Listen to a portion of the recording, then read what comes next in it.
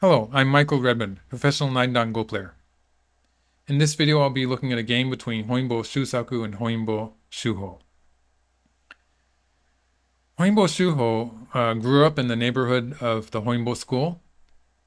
He was actually the son of a carpenter, and he started studying at the Honinbo school at the age of 8. And by the time of this game, he was 16, 17. He was a 3-dan pro. This was in 1854. Later on, he became the leader of the Honinbo school. So that's why there's a Honinbo in his name. One thing about the names of these historical players, they change their names a lot. So they start with their real name. He took the Shuho part of his name when he became a prominent player in the Honinbo school. And then finally, you only call yourself Honinbo generally if you're the leader of the house. And so he became Honinbo Shuho when he was the leader of the Honinbo school. Okay, the position we're looking at is, you could call it opening, but it's sort of the beginning of the middle game where black has to choose where to pincer. So I'm going to talk about that a little bit. Let's just start the game. Okay, so if we look at black's position in the top right, black plays a large knight's move there. So the Ogema shape. This was the main joseki of the time. So in their even games, they didn't play so many star points anyway. So star points themselves were usually just for handicap games. The large knight's move was the most popular joseki, so it was supposed to be black's best choice. About two pros playing a handicap game each other, two ranks in the system they had was about the same as a 1 stone difference. So for a 3-dan and a 7-dan, it was pretty normal to be playing at 2 stones.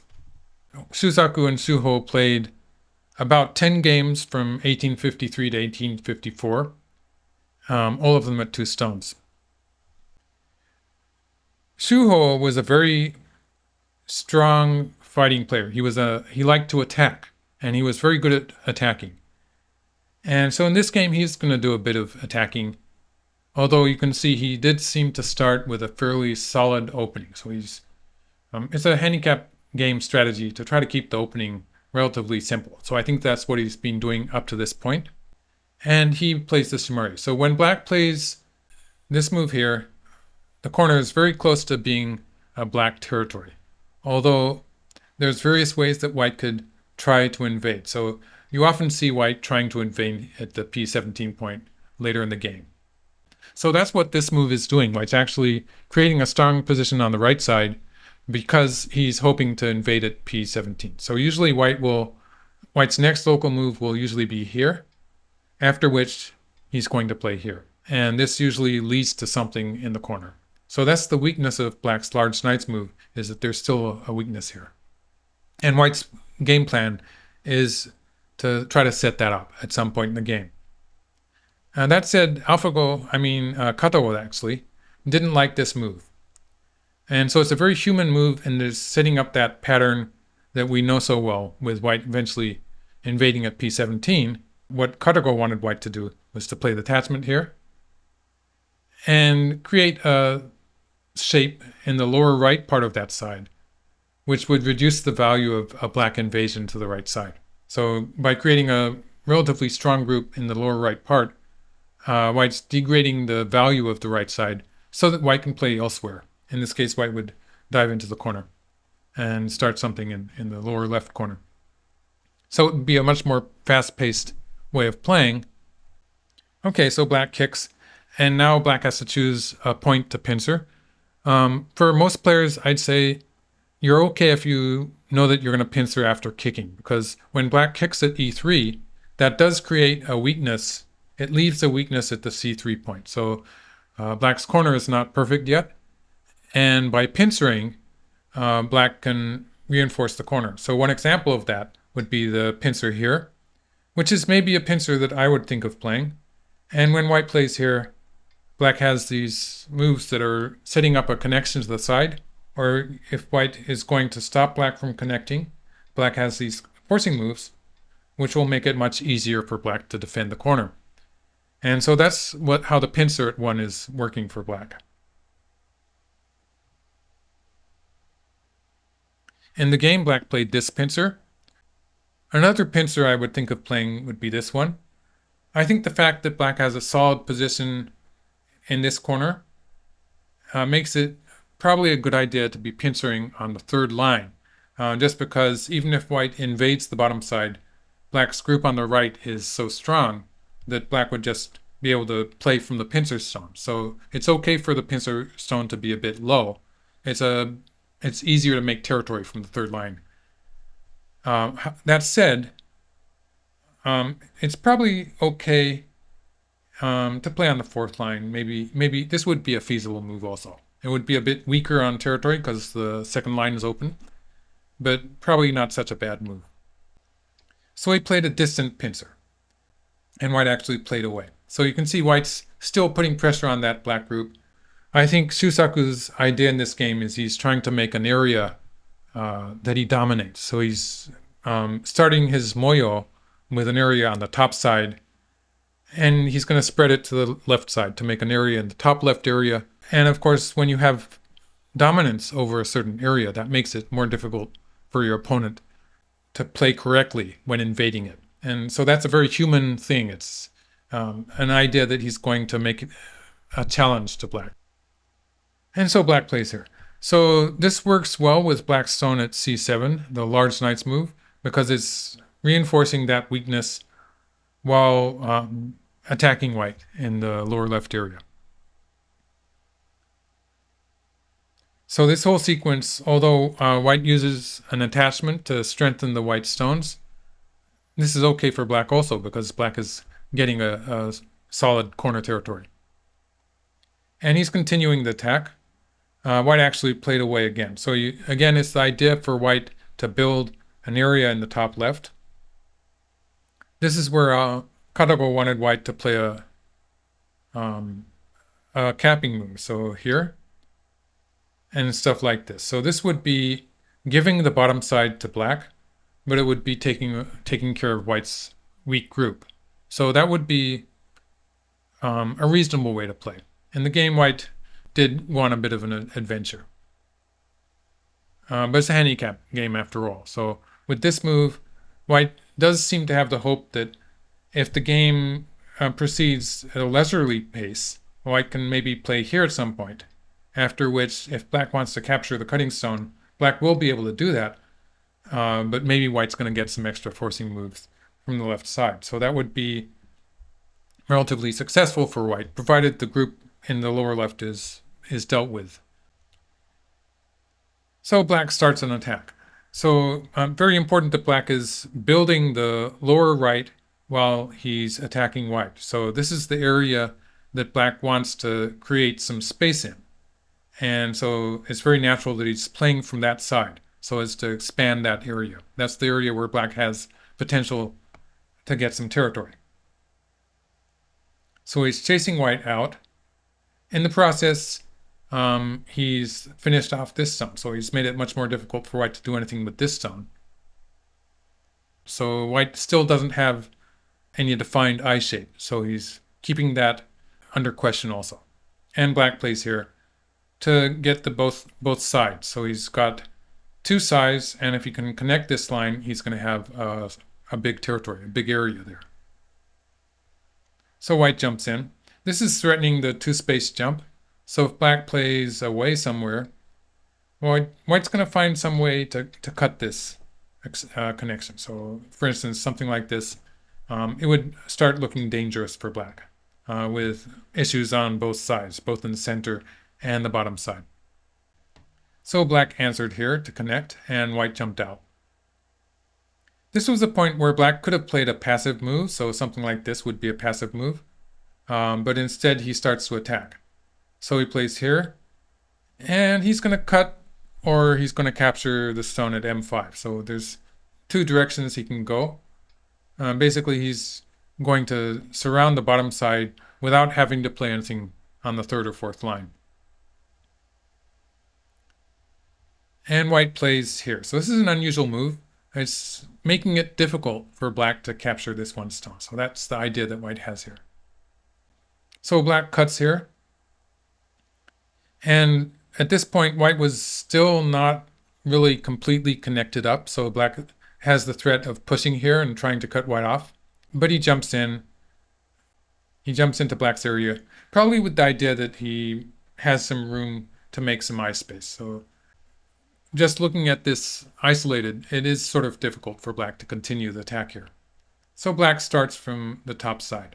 The idea with this exchange here is that he's breaking up the top side. So there's a gain in territory by taking away that area from white. He's also isolating this stone. And so he's creating one more white group. So when the fight starts from this area and moves out into the center, black is going to try to block off this group. So he's going to try to create an attack against the white group in the lower left. And eventually, if black gets reinforced, so like if he gets stones in places like this in the process of attacking various white groups, then a move like this will become more forceful and more feasible for black to do. So he does need some extra strength in the center to make this move actually work. And he's trying to set that up, starting with the top side. It's a more complicated way to play, but the idea of expanding the attack like this, it's a very, I think it's a very good tactic for black. It also has the value of reinforcing black's group in the upper right, because white didn't really have time to invade there at P17. So this area is starting to look like a territory in the process of attacking white on the top side. And white played here. So with this exchange, he's making a probe. So if black did something like this, and like this would actually allow white to live in the corner, so white would be getting some profit. And this would make some weakness on this side, so there would be a problem on that side. So black plays here to keep the corner territory and stop white from doing anything like that. The value of playing this exchange for white is that when the white group does get into trouble, say black plays here at some point, if it gets cut off, white can play this move, threatening a cut at Q3, or ko here if black plays an Atari, and there would be some potential sabaki here. So like something like this, white would have potential to create a living shape. So that's the idea with white's probe at R3. And so now he counterattacks in the center. So he strengthened this group. He got this point. So he's cut off this black group on the left. And he's trying to counterattack. If he can exchange with this, then it's a good exchange for black. The way this exchange would work would be at some point later when white plays here, with that stone there, black will be able to play here, and white cannot continue locally. So it makes it slightly more difficult for white to make two eyes on the bottom side. So ideally, black would like to have this exchange. He could have done without it, because actually white's not going to answer that. White's going to play away. So if black had played here, he could have surrounded white. It looks like white's going to survive. So I'll just show you this variation where white can make two eyes. And it's a painful life. And then black would play here. So although white can live, the overall position is good for black, with black connecting up to the top side. And white's going to have to finish off those three black stones in the center. And white just doesn't have enough space to win the game. So this would be a good way for black to finish the game. The game move, it works in its own way. So black plays here. And he's out. White still has to be very careful about this group on the bottom side. So black's attacking that group. White's trying to complicate things by starting to make eyes on the bottom side. He's sort of hoping to cut black.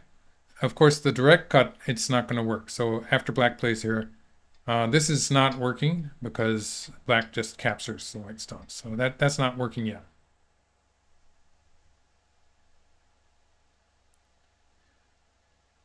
Okay, so at any point, black can cut white off, but white would be able to live for instance, with a move like this. So for the time being, it's going to be alive. Black just ignored the top side and took the 5 stones in the center. So this was a winning strategy. And the reason it's a winning strategy is because not only is the center pretty big, but Black's group on the top side, it's not completely dead yet. And this jump that Black has played, Black is preparing to start an attack on the right side. So Black can play here, cutting off the white group from the right side and starting an attack. It would be a double-pronged attack in this case. So White peeped. White's trying to reinforce the connection. Black pushes through strongly, and it's like this. So now White plays this move. So this is interesting. So the threat here is that if Black plays here, White can cut here. So White's going to make use of this forcing move at N2 to cut at 4 and capture the 2 black stones. Black played here. And in order to stop Black from connecting up on the second line, White would have had to play this move. So the idea was to ask whether White's going to play here, which would allow Black to connect underneath, or is White going to play here? So when White plays here, in this case, Black's not going to answer this move. And it makes it much more difficult for White on this side. When Black pushes through here, the whole white group is in danger. So Black's going to get half of that white group. So for instance, the bottom half. And by the way, Black has ways to deal with the group on the bottom side, which we'll see in the actual game. So White pushes through here, and so Black plays here. This is actually more effective than trying to connect underneath at F2, because Black's creating a cut here. So he's continuing to attack White in the lower left. And the coral here, it's going to be a forcing move. Okay. And this saved the 2 stones. So White saved these 2 stones. And he's threatening to kill the black group. And Black's alive for the time being. So Black could actually have played away. So Black would play here. And White can kill the black group. For instance, like this. And it would turn into a semi. This would probably be a ko or something. And it's probably going to be good for Black. But a race to capture. So he avoided that and played this way. So this way, Black's making miai of protecting the corner. So if White plays here, Black would protect the corner, and White would have to add a stone here. Looks like White would survive that, but then Black can probably actually live on the top side. So even if Black does something like this, White would find it difficult to actually kill that black group. Or in the game, White played here, taking some profit in the lower right corner, and Black got to cut here. So White played here. He's made one eye. And then he plays here. So he's threatening the black group. And he's going to... So in the game, Black lived and White eventually lived. And the fight switches to the lower right corner. White could have actually killed the black group. If we just look at this as an isolated life and death problem, something like this would kill the black group, for instance. But of course, Black would easily win the race to capture. So this is a dead 5-stone shape, which means it has a lot of liberties. Black could probably even play away. So that would be pretty hopeless with Black having a lot of liberties, and White managed to live this way. You can see Black taking away White's eye before living on the side, and then he protects the corner. So it turns out Black's loss in the corner was not that serious because he can curl here and connect underneath. And he played here. So this was maybe the one questionable move of this game. It was slightly better to play here, in which case he's still threatening the white group, and it's a slight gain in territory and less complications later in the game. So this would give Black a living shape, and White would have to answer here.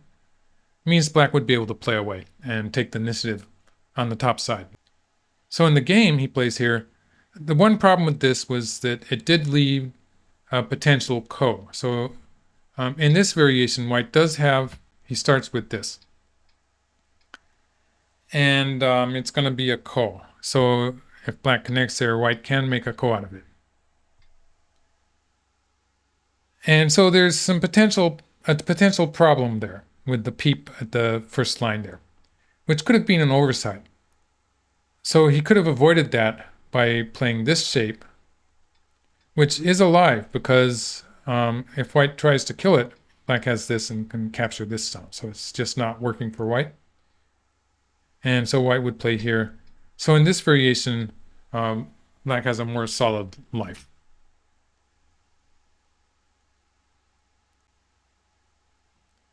Okay, so white does show you that tesuji there. And in this case, white has to connect up to these stones. And so white's going to make use of this forcing move. So he's going to have to allow black to live in the lower right corner, but he's going to make use of this forcing move to connect up. At the very least, he's going to connect up to the stone at R14. At this point, black seems to have a solid lead. And so they're playing an endgame. Actually, there's a final stage to this game is sort of interesting. So just to go through this move here, if black plays here, white's going to play here, and black can capture this white group in the top right, but white's going to capture black's group in the bottom right. So at this point, this would be, the black group is bigger, so black would be losing some points in this trade.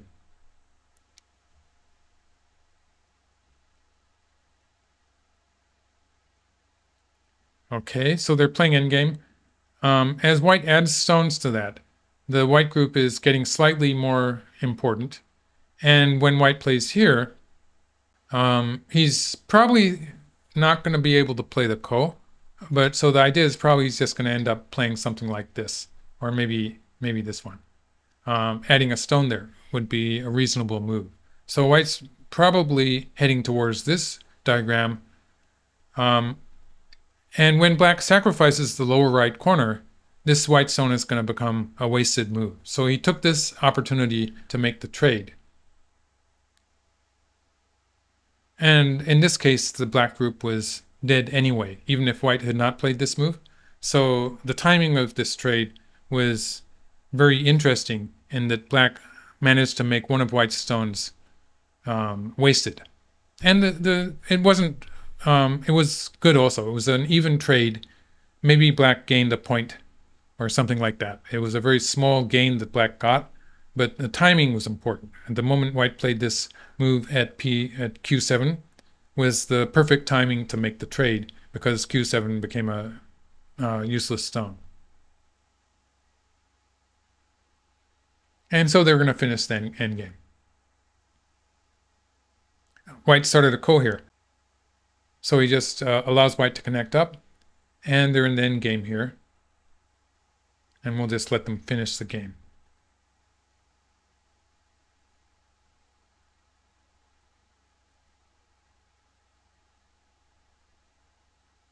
Right. And so black connected the ko and won by 7 points. Thank you for watching. See you next time.